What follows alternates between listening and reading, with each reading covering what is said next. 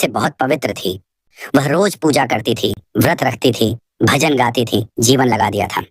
पर उसकी कुछ छोटी छोटी आदतें अनजाने में ऐसी थीं जो उसे गरीबी, दुख और दर्द। अक्सर सोचते हैं कि हम पूजा करते हैं, फिर भी दुख क्यों मिलता है। छोटी छोटी गलतियां भक्ति के सारे फल रोक देती हैं। आज उसी स्त्री की कथा संसार के लिए सीख बनेगी। हर घर में भगवान की भक्ति थी। उसी गांव में एक स्त्री रहती थी, कर स्नान करती, घर साफ करती, बच्चों को पढ़ाती, पति की सेवा करती, मंदिर जाकर दीपक जलाती। गांव की हर स्त्री उसे उदाहरण मानती थी। सब कहते ऐसी भद्रा का हाल कुछ और था। उसके घर में गरीबी बढ़ती जा रही थी।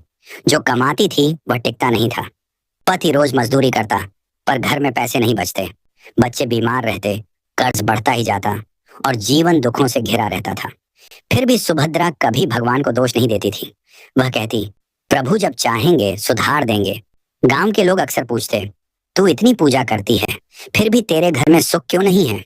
सुभद्रा मुस्कुरा देती, पर अंदर से उसका मन टूट जाता।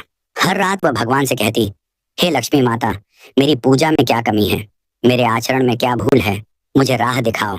रात को दीपक जलाकर सुभद्रा रोते रोते भगवान से बात कर रही थी। तभी कमरे में एक दिव्य प्रकाश चमका। हवा में कमल की सुगंध फैल गई और उसके सामने स्वयं माता लक्ष्मी प्रकट हुई।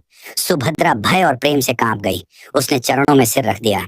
हे माते, मेरे घर में दुख क्यों है, मैं कहाँ गलती करती हूँ। माता लक्ष्मी ने उसे उठाया और कहा, पुत्री, तुम पवित्र हो, संस्कारी हो, मेहनती हो, भक्त हो। तुम्हारा हृदय स्वर्ण समान है, परंतु तुम्हारी कुछ आदतें ऐसी हैं जो तुम्हारे घर का सौभाग्य रोक देती हैं। पूजा अच्छी है, पर उसके साथ सही आचरण भी आवश्यक है। आज मैं तुम्हें तुम्हारी ही रसोई बिना साफ की छोड़ देती हूँ। तुम बिना ढके बर्तन छोड़ देती हो, बासी खाना थाली में रह जाता है, रात के बर्तन सुबह तक पड़े रहते हैं। इसी के साथ घर और रसोई की स्वच्छता आवश्यक है। सुभद्रा सिर झुका लेती है। माथे, ये भूल मुझसे होती है। लक्ष्मी ने कहा, पुत्री, तुम सूर्योदय से पहले उठती हो, अच्छा है, पर शाम को थकान के कारण दीपक नहीं जलाती। कभी कभी संध्या के समय तुम स्वयं झगड़ लेती हो या दुख भरे शब्द बोल देती हो। संध्या वह समय है जब मैं पृथ्वी पर उतरती हूँ। उस समय घर में शांति, दीपक और भक्ति होनी चाहिए। जहाँ संध्या पूजन नहीं, वहां मैं स्थायी रूप से नहीं रहती। सुभद्रा की आंखें, तुम भोजन बनाते समय कभी क्रोध कर लेती हो, कभी रोटी जल जाती है और तुम उसे कूड़े में फेंक देती हो। अन्न में मेरा स्वरूप है। अन्न का अपमान मुझे अत्यंत दुख देता है। जहाँ अन्न का अनादर, वहां लक्ष्मी का दरिद्रता में बदलना निश्चित है।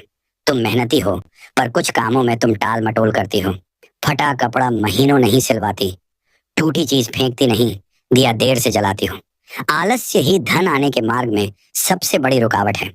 धन उसे मिलता है जो समय का सम्मान करता है।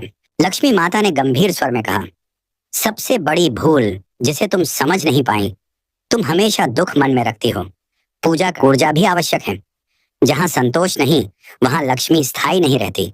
तुम अपने पास जो है उसमें खुशी नहीं देख पाती। सुभद्रा रो पड़ी। हे माथे, ये सत्य है। लक्ष्मी माता ने कहा, तुम संध्या के मेरे नियमों में यह संध्या काल का अपमान है।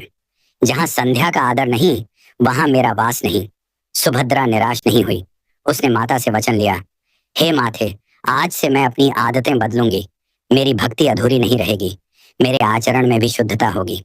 माता लक्ष्मी ने उसे आशीर्वाद दिया, पुत्री, भक्त होना अच्छा है, पर भक्त और कर्मठ ये सबसे श्रेष्ठ है। आज से तुम्हारे घर में मेरी कृपा स्थायी होगी। सुभद्रा के मन में पुरानी यादें उभरने लगी। बनकर आई थी, हे माथे, मेरी भूलें तो मेरे सामने ही थी, पर मैं उन्हें समझ नहीं पाई।